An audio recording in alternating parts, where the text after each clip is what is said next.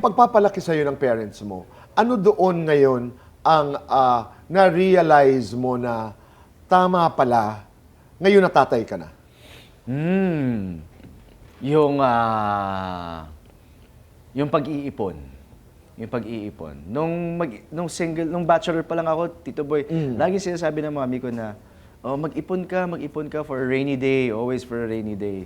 Pero dahil nga mag-isa lang naman po ako, tumutulong naman po ako sa gastusin, medyo na-realize ko na hindi ko pala dapat to binili. Parang May ganun ka? May ganun. Oo. So ngayon bilang isang parent, alam ko na yung ibig sabihin na mag-ipon ka para for a rainy day.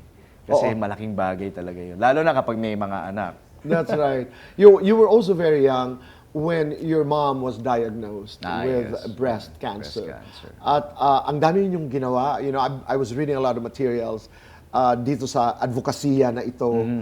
And ano ang naalala mong klarong natutunan mo dito sa journey ng mom? Ang presence, hindi mo maipagpapalit yun. Kahit anong halaga ng pera. So, nung time na na-diagnose po si Mami, pwede po siya magpa-mastectomy sa Singapore, pero mas pinili niya dito sa Pilipinas. Dahil? For some reason, mas safe ang pakiramdam niya dito. So, big sabihin nun, mag-isa ako sa Singapore, pumapasok ko sa school every day.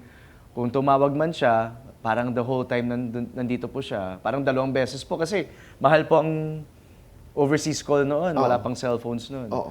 So, every day, parang dinedread ko na, hala, sa operation ba, mamamatay ba mami ko? May mga ganun, because nga young.